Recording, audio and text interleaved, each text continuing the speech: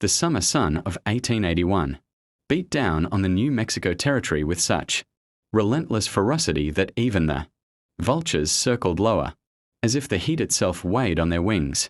And through this scorched and shimmering wilderness rode Eli Hartman, a quiet, solitary cowboy whose reputation was neither legendary nor remarkable, but whose heart carried more decency than most men would ever understand.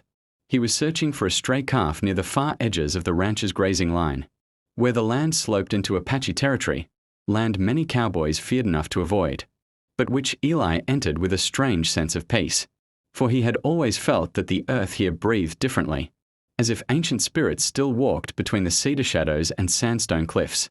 Eli was a man who had worked from sunup to sundown for more than a decade without complaint, never asking for more than fair pay, which he rarely received, never boasting, never causing trouble, and never stepping on another man's dignity.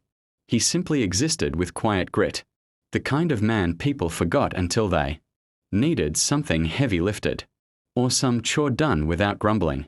His horse, Dusty, snorted as they crossed a narrow gulch, and Eli leaned down to pat the gelding's neck, whispering reassurance even though he felt the same unnerving sensation, like eyes were watching from the rocks above, not hostile, but aware, judging him silently. As he followed the trail downward, a sparkle caught the corner of his eye, different from the usual trick of sunlight on mica or quartz. This glimmer was richer, heavier, almost as if it glowed from within.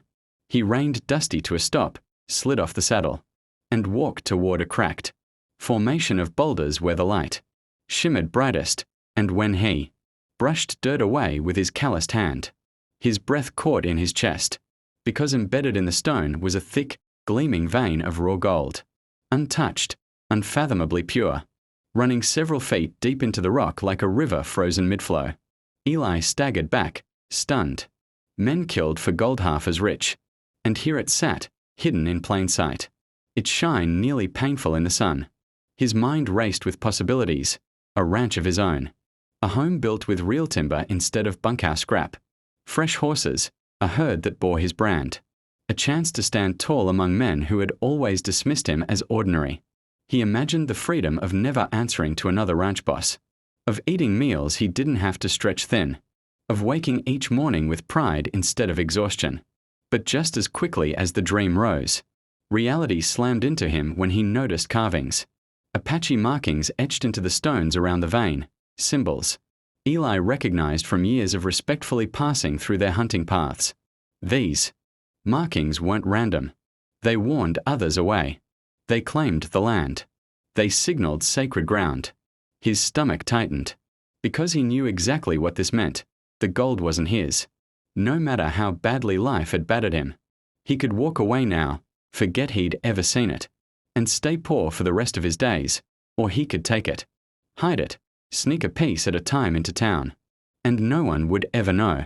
Dusty pawed at the ground anxiously, and Eli's heartbeat thudded like a drum in his ears as visions of a new life warred against the quiet voice of his conscience.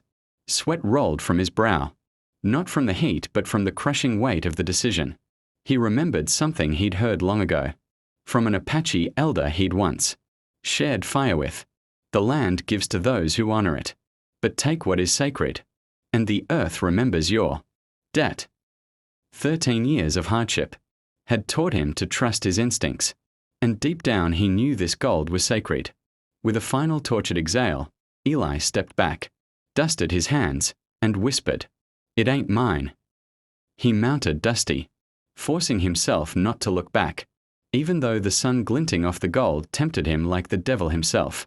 As he rode away, shadows shifted on the cliffs above, where a group of Apache watchers silently emerged from their hiding places. They had been observing Eli since he rode into their land, prepared to confront him if he attempted to take what was not his. But instead they witnessed a man walk away from a fortune with humility, and they spoke among themselves about his integrity, vowing to remember the cowboy who respected what belonged to them. Eli knew none of this. He returned to the ranch that night weary and dusty, unaware that he had just changed the course of his future. Over the next 13 years, life beat him down harder than ever. Drought starved the land. Sickness swept through the bunkhouse. Cattle were lost. Wages were cut. Storms destroyed months of work. And still Eli endured without complaint, doing the jobs no one else wanted. Patching fences in the rain, nursing dying calves, dragging half-broken tools back to life, all while never receiving recognition, gratitude, or even a proper raise. His clothes grew thin, his hands cracked, his nights colder. Sometimes, when he lay staring at the bunkhouse ceiling, he wondered if turning away from that gold had been foolish. But in his heart, he knew he had done the right thing. Honor was all a man truly owned when the world stripped everything else away.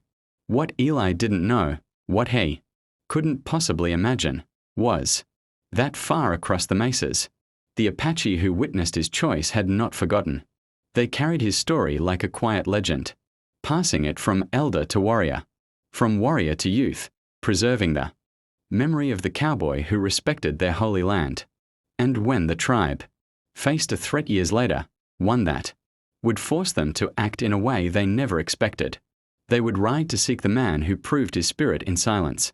The dead of the earth was not forgotten, and the day would come, exactly 13 years after Eli walked away from the gold, when the soft crackle of a campfire outside his lonely cabin would announce an arrival that would change his life forever, a moment that would prove that goodness, even when unseen, is never lost. And before this tale unfolds further, make sure you subscribe to the channel, because the next chapter of this story will shake your heart and reveal a twist more powerful than any frontier legend ever told.